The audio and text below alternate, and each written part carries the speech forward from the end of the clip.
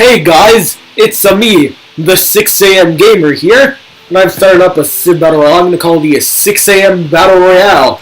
I got 46 civs on a true start location Earth map, and, at least for these first two episodes, I have a co-host. So, his name is Alex, but from the subreddit, you know him as Great Hornell. Hello. Yep, that's him. So yeah, we're going to get started with this. We're going to turn to auto-enter in just a bit. If you're wondering why those cities, I'll explain later. But anyways, I'm going to start off with the Iroquois.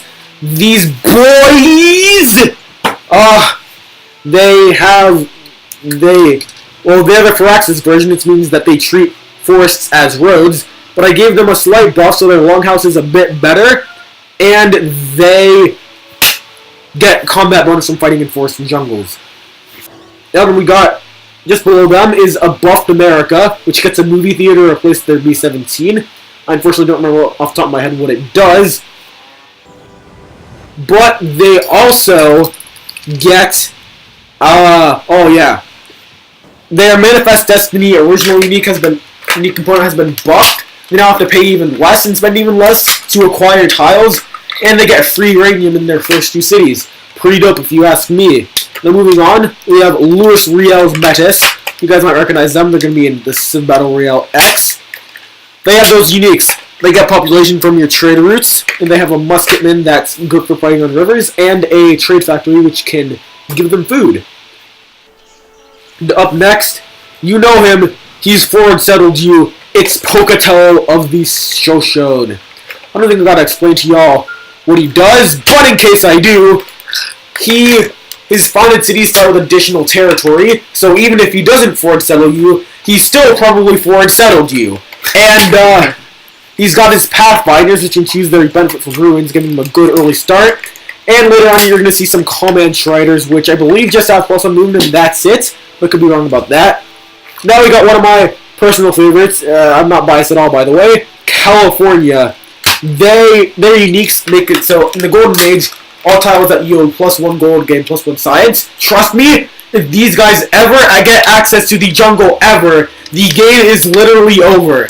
You just spam trading posts on all your tiles, get into a Golden Age once, and all of your jungle tiles provide +4 science. It is absolutely nuts.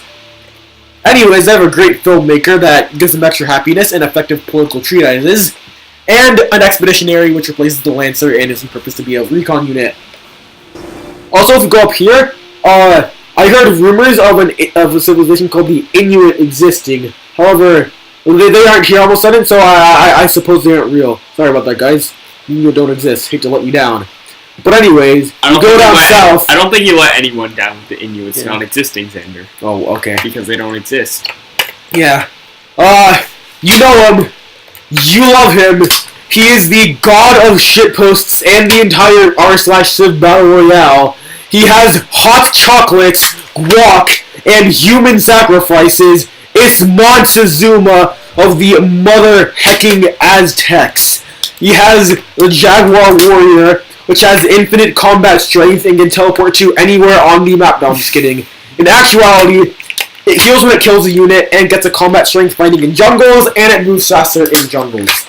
So yeah, also, he has the Sacrificial Captives unit, which means it gets culture from killing people and sacrificing them. And they have a Floating Gardens unique, which means that if they sell a city next to rivers or lakes, it's going to be pretty lit. The city's going to be pretty lit. Now then over here, we have a bit of a newcomer, the Dominican Republic, or as I'm learning to call them, the Dominican Retard Public. Now, no offense to actual people from the Dominican Republic, I only say that because I gave them a settler on Cuba, but they moved it to the Sutal Island and decided to settle a city there instead. Anyways, they have like a little combo of Montezuma's UA and Gandhi's UA, and he's in this game, we'll get to that later. But anyways, oh, by the way, this sound, I have a Nerf gun, because I don't know. They get 33% of unhappiness from citizens, like, mitigated or halved, and they get some slight culture from kills. And also, their unique is a Marine, which is, I think, a bit better at, like, landing and attacking and stuff. And they have a tropical market which has extra specialists and culture. Now we're moving on to South America. We have the... Wait, no. We're moving on to South America. We have the Incans and the Brazilians. These guys are both the Firaxis versions. Incans, they have the terrace farms, half-cost roads, and the slinger. Brazil has Carnival, Prachinas, and the Brazilwood camps. And over here, we have a newcomer who I fully expect to blitz Brazil, the Palmares. These guys were basically a rebel society of slaves that escaped Portuguese Brazil. Their civilian units can damage military units by moving to adjacent tiles, and they build improvements faster. Additionally, they have a unique unit that's the warrior. They have a unique warrior replacement that ignores enemy zone of control and has free movement, and that's why in my previous game I completely expected they'd blitz Brazil, but that didn't happen. And they have a unique improvement that, when you place it down, provides 1 gold and 1 culture, but the real kicker is if your enemy lands on it and it's still intact, there's a 50% chance that they join the Palmares' side. And then... They're gonna blitz Brazil. That didn't happen in my first test game, but I fully expect it to. We got the Mapuche over here. I'm gonna actually pull up their uniques real quick because I don't remember them, but I'll go ahead and talk to you guys about Argentina. They get a unique specialist, which I think provides food and production and can work towards a specialist of your choice. And they get a cavalry replacement. And I forget the unique building, but let me go ahead and take a look. I have the Mapuche mod pulled up on Steam right now. Their combat can... Oh, yeah, they can enter enemy territory without open borders. And they get extra experience in battle, and after calendar, if you die, you create a Chemamol. They have a replacement for the Great General called the Tokwi, which is a replacement for the Great General that can attack and defend, but loses health every time it kills an enemy. It gives combat strength to adjacent units, and can move after pillaging. It can't build citadels, though. But it earns 1 combat point more than the highest mounted unit you train. And then the Chemamol, it can either be built by a unit dying or a worker building it. It yields 1 culture and 2 faith. And Chemamols claim the tile when they are not built by workers. But if they're pillaged, they grant ownership of that tile to the nearest city. So you can't just do that and just own the world. So that's it for the Americas. We're gonna go ahead and get into Africa, where we have Songhai and the Ashanti. What? That is a lot of copper. Oh yeah. Yes. So Songhai can they get the war canoes, and they get extra money from pillaging cities and all that. They have a temple that just gives them +2 culture and doesn't cost anything, and a horse unit that can take cities well. Meanwhile, the Ashanti over here can spread tourism by going to war, and they get combat bonus against you for all their cultural influence against you. That's pretty nice. They have a Muskeman replacement, and I believe some sort of unique building, but I'm not entirely sure. Egypt! I'm using the JFD version, which means that upon capturing a capital, production in all their cities is hurried, and in cities that have been conquered, you build your ranged and siege units faster. They have a Nilometer unique, which I think provides bonuses on rivers. And down here we have a modded Ethiopia. This one isn't the Spirit of Adwal one. What this one does is it gives you culture for adopting a social policy that somebody else has. It could be literally anyone. And if someone has it, then they get culture from adopting it. And for every World Congress, and for every level 2 or level 3 delegate they get a World Congress delegate, which basically means they're going to control this game's World Congress. But we got our first Pantheon. We get a unique infantry, which makes it better for them which gets more combat strength the more civilizations are at war with the same foe you're at war with. So, say Ethiopia goes to war with the Ashanti, and literally all of Africa goes at war with the Ashanti, that infantry is gonna clean house. And they get a fighter which heals faster and gets built in your city if any of your friends research flight. We also have the Congo over here. Oh man, They have a forgettable UA, but their unique unit is a... Oh, I'll tell you about the unique building. It's the Raffia Mill. It gives them the unique luxury, actually, of Raffia, so they can sell that around.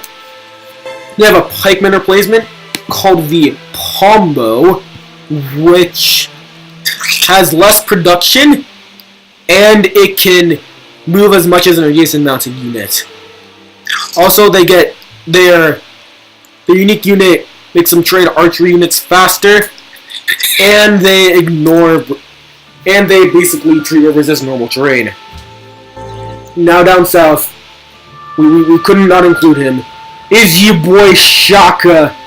He's got the good old Iroquois. He pays less for land unit maintenance and earns promotions quicker. He has a devastating Impy as well as the Econo to give his units unique promotions. Also, Morocco. They have the Berber Cavalry, which gets bonuses from fighting in deserts. They get bonuses for having trade routes sent to them. And their unique unit, the unique improvement, the Kasbah, gives them food production and gold on all this desert. Morocco decides to colonize this. They're actually one of the only cities here who can make use of it. Now, we go up here. I'm going to hit up Europe now. There's no Brandon-Civ. I want to leave that open for colonization. But we got Castile, led by Isabella. If they conquer a city of a religion that isn't theirs, it converts to their religion and can never be unconverted. They also get faith and gold for doing it. They have an upgrade path of the Ginete, which gets extra, or I guess the Hinete, which is good on flank, and if it conquers a city of a foreign religion, it basically just keeps going in the sense that it gets some movement and some health back. Additionally, it doesn't have the penalty against cities promotion. And now, we got Napoleon. This guy is a beast. His unique with the mod I'm using is called God of War. And it makes him a God of War. His siege units can stack with melee units, and when they are stacked, they are stronger against other land units. Additionally, they have a cavalry replacement that is slightly stronger and can temporarily boost the strength of units by moving through them, and a rifleman that can throw grenades at cities to weaken their combat strength. Over in the Italian peninsula, you see we got ye boy Benito Mussolini. That's right, not Mussolini. Mussolini, because he's swole. I don't know. He just is. But, anyways, he gets Golden Age points from acquiring coastal tiles, and when he's in Golden Ages, he basically has his own unique ability, except slightly worse. For reasons I'm not going to get into. Okay. His unique units. They're both modern era units. He gets the Carabinieri to replace infantry. It's good against gun units and halves resistance time. And he gets a battleship that's good at attacking cities. So yeah, if this guy is in the modern era, watch the heck out, he will murder you. I'm going to talk about these, I guess these four civs. Poland, it's Fraxis Poland. They get a social policy in every era. They have the Winged Hussar and a Ducal Stable, which gives them extra experience from mounted units. Germany, I'm using a mod that gives them, instead of the regular unique, less for land unit maintenance, and production from lumber mills, specialists, and manufactories. They also get a concert hall, which gives them an extra specialist and some more culture. And their panzer is a bit stronger too. Up in here, we have Sweden and Denmark. These are both the JFD versions, meaning Sweden. I believe they have a Father Modern Warfare trait that gives them bonuses for combining different types of units. They have a Regal ship, which is a frigate that heals their adjacent land units, and the Hakapelta, which it gets all the bonuses with great generals. You know how that works. Denmark has their Viking period unique, which allows them to embark onto other land easily, and they have no movement cost to pillage. They have a Berserker, which under my mods gets a bonus when attacking, but no defensive terrain bonuses. And a longboat, which is, well, it's basically an early game range ship. That's all of those. Now we can move on down to take a quick minute to talk about the Ottomans in Russia. This mod of Mehmed 2 basically means if they capture a city, they can suppress some unhappiness. They get a bombard, which can actually lower the combat strength of cities, and a unique observatory that can be built in conquered cities as well as cities on mountains. Russia is Firaxis Russia, double horses, iron and uranium, production from strategic resources, Cossacks, which I actually forget, and Kreposts, which allow them to expand faster. Cossacks damage wounded units better. Nice! Thank you very much. And, we got the Assyrians and the Persians. The Assyrians, they got their little... They capture a city that has tech they don't have. They capture the city of a civilization that has tech they don't have. They can get a free tech. They have a siege tower, which is a melee version of the catapult, and it's godlike. And they have the Royal Library, which has great work slots. And if you fill them up, units get extra XP. Persia has longer golden ages, and in their golden ages, their units are stronger and faster. They have an immortal, which heals at double rate, and they got a bank, which gives them happiness. Much unlike real banks, which only give you sadness because you realize you have no money. Anyways, and they steal the money you do. Siberia. All their units can move after attacking. They have a Siberian Tartar, which I believe is good on rough terrain, and a granary, which gives them food on tundra tiles. The Golden Horde. These guys are originally shitty, but I buffed their unique unit a bit. Their mounted units ignore enemy zone of control. They have basically another mounted range unit, which there's a lot of those actually, which can pillage without movement cost. Yeah, I think it has 17 range strength and 11 defense because I want to make it good. And they have a barracks that costs no maintenance and provides them faith from horse tiles. Now then, you got Maratha. They can expend citizens to get gun units. And I think that's it for them. Also, they got the Sepoy, which is cheaper and easier to build, and the Musketmen, and a unique Lancer, which I believe is a bit stronger. And now we have a nuker of the world, Mahatma Gandhi of India. With this mod, they still have unhappiness from citizens halved, but they don't get penalized for settling more cities. They have a great warmth replacement called the Gurkha, and a temple, which I believe gives you bonuses for having multiple religions in it. Getting over here, personally, I think whoever wins out between these two civs will win the game. On one corner, Mongolia. This is a modded version, which gives them the Conquest of the World unique. When they're in a golden age, their units get bonuses attacking any city at all. And after capturing a city, any golden age they might be in is extended. And, the Keshik is pretty much unchanged. It's a fast range unit that moves after attacking and can earn promotions quickly. And they have a Khan, which can heal adjacent units, and it starts a small golden age after getting built. Over here we have the Shangyu, which, I remember only one part of their unique, and it's they can get that cities found in the ancient era get +1 happiness. They have an Axolaic Rider, which gets a combat bonus if you have horses, but it doesn't need them. And it shares their movement with...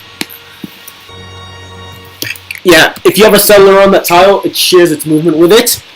And they have a Yurt Camp unique unit, which I'm going to look at right now.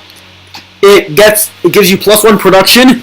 It can be built by any military unit in a featureless or grassland or plains tile inside Xiongnu territory, but can't be built adjacent to another yurt or city.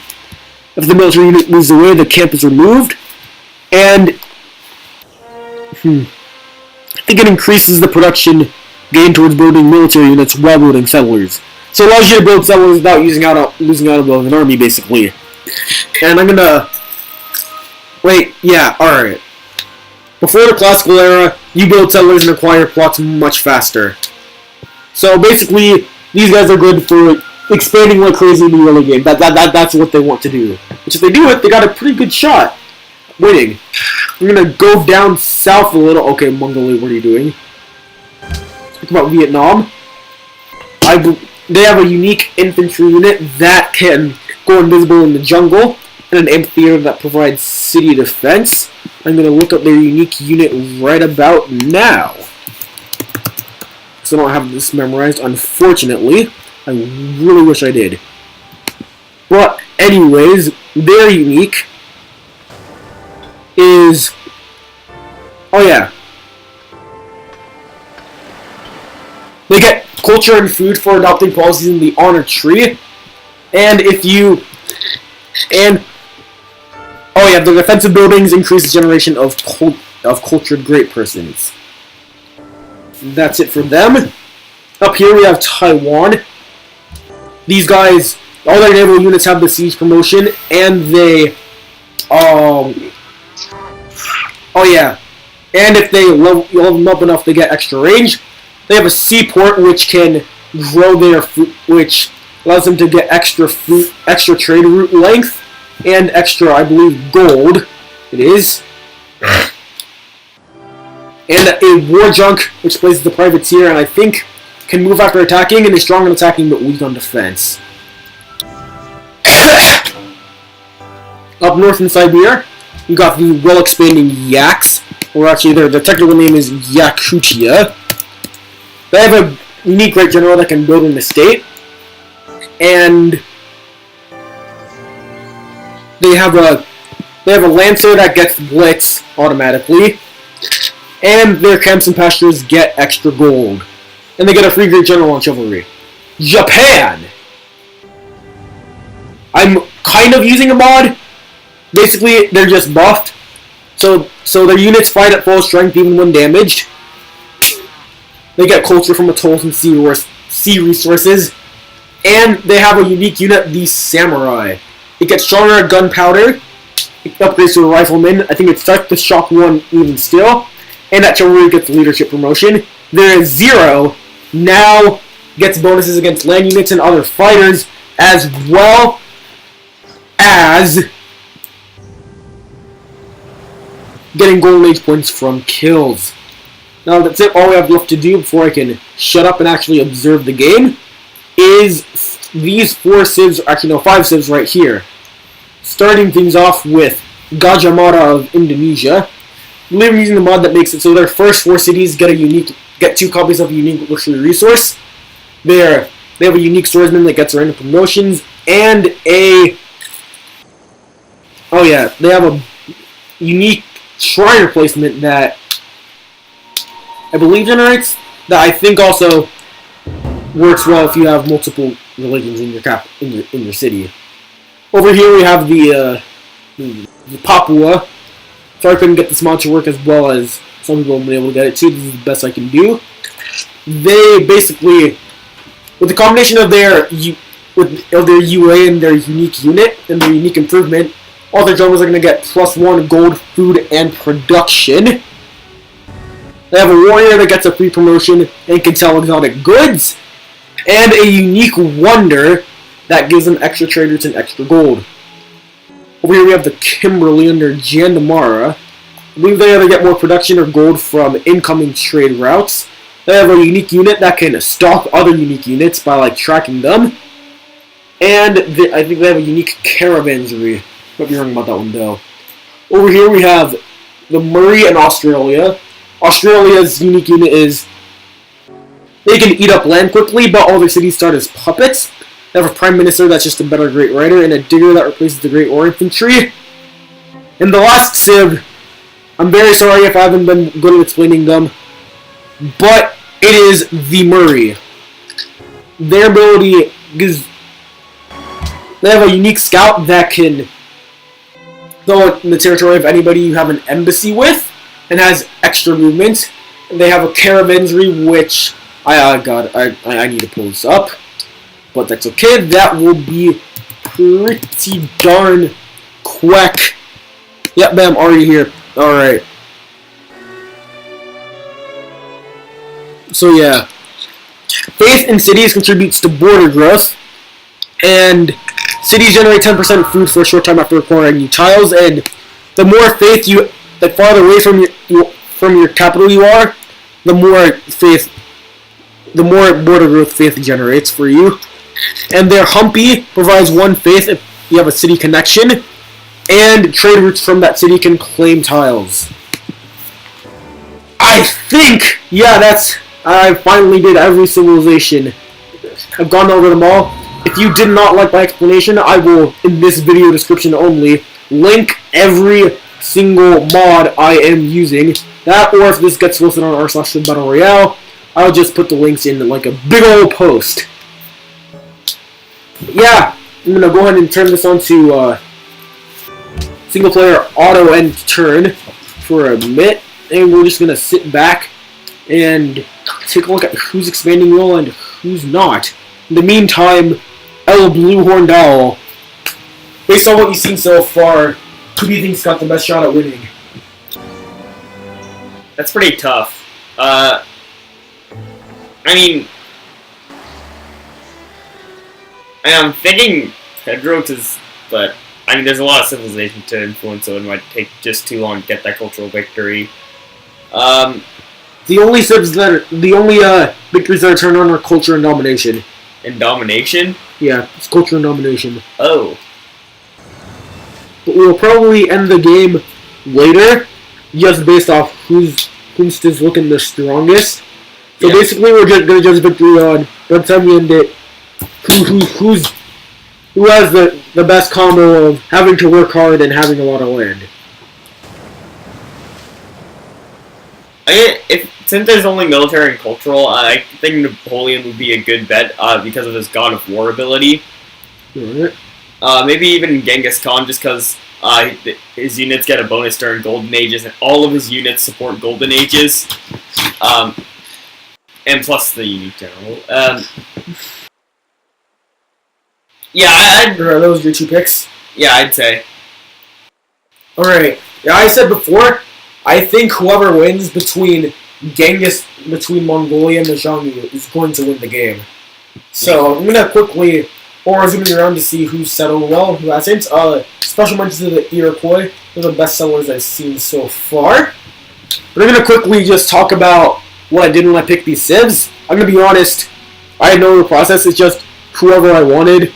Because, you know, watching other people's BRs, which I do a lot, you can't pick every civ. But here I can. That's what I did.